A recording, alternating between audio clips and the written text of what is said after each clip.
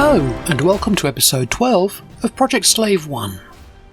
With Slave 1 now painted, weathered and finished, I figured that would be the end of this build, and probably so did you. The feedback I've had from everyone has been marvellous. Everyone's been so kind. I've learned a lot on this build and really enjoyed the process of taking a set of 3D files and extensively modifying them to create something special. I'm a member of the North Devon Model Society and took Slave 1 along to the first club night as soon as it was finished. I'd been bringing Slave 1 in from time to time to show everyone the progress, but now they could see it in all its glory. It was nice to show those who had helped me along the way the final result. Soon the compliments changed to suggestions that I should enter Slave 1 for the national competition, Scale Model World at Telford, which was coming up soon. I'm really not a competitive person, and Slave 1 was never intended to be entered into a competition. It was just something I always wanted. After a sensible chat with some of the more experienced members, who thought I may be in with a chance of winning something, I decided to give it a go. The club had a stand at the show, and were going up there anyway. Now I just had to get Slave 1 entered. I wouldn't be going myself, as I couldn't get accommodation. I just had to rely on the club to safely get Slave 1 up there and on display. Scale Model World is the UK's national show and is held every year at Telford in Shropshire over the Remembrance Weekend. The competition is only open to members of the International Plastic Modeler Society, also known as the IPMS. Fortunately, I was already a member, as were several members of the club.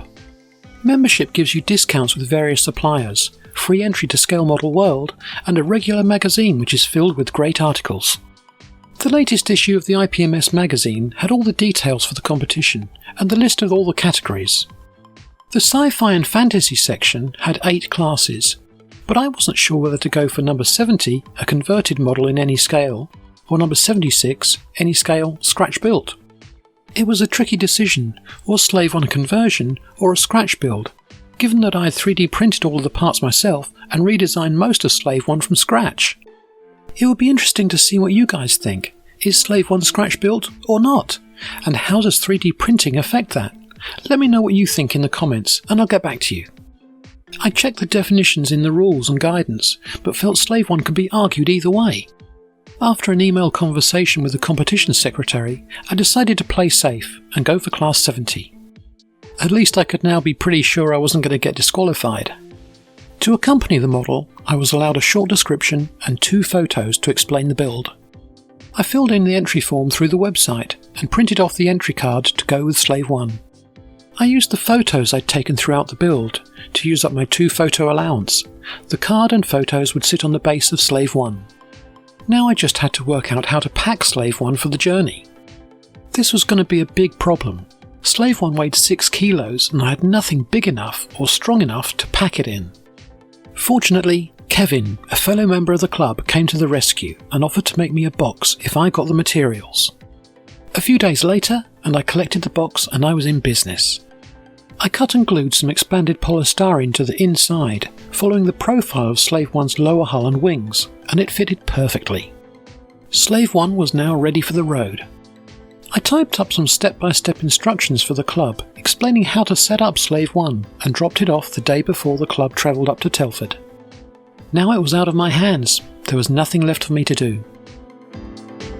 The morning of the show came and I was a bag of nerves. Was Slave 1 in one piece? How did the setup go? Late morning and I got a call. Slave 1 had won gold in class. I was delighted. I'd never won anything like this before. About an hour later and I got another call. Slave 1's gone missing. Someone's taken it. Once everyone had calmed down, we found out where it had gone. It had been awarded Best Sci-Fi and Fantasy Model in the show, and was with all the other main winners on the top table. This was a major accolade and a tremendous compliment for all the work I'd put into Slave 1. I was totally floored. The following club night I collected Slave 1 and brought it back home where it now sits proudly on display. Project Slave 1 had been quite a journey, and I wondered if the IPMS magazine would like an article explaining the build. I contacted the editor and he accepted my offer. 1,000 words, a dozen photos, and a few weeks later, and my article appeared in the next IPMS magazine, which also had a full show report. And so ends this phase of Project Slave 1. I'd really like to thank Steve, Kevin and Baz for their help on Project Slave 1, and the North Devon Model Society for their encouragement throughout this build. Thanks guys. I've decided to sell Slave 1, complete with all its entry details, certificate, trophy plaque and magazine, to make way for other projects. So if you're in the UK and would like to buy this one-of-a-kind model, send me an email via my website, staplesandvine.com. There's a link in the description. The next Slave 1 video will begin a whole new chapter for Project Slave 1, and I have some very exciting news. I hope you've enjoyed Project Slave 1. If you have, please share with your friends and make sure you subscribe to my channel. So you catch my next video when it goes live, click on the bell icon. To learn about some of the techniques I use, check out my series of how-to videos to learn more about moulding, casting, CAD design and 3D printing. If you have any questions about Project Slave 1, just leave them in the comments and I'll get back to you. Thanks for watching.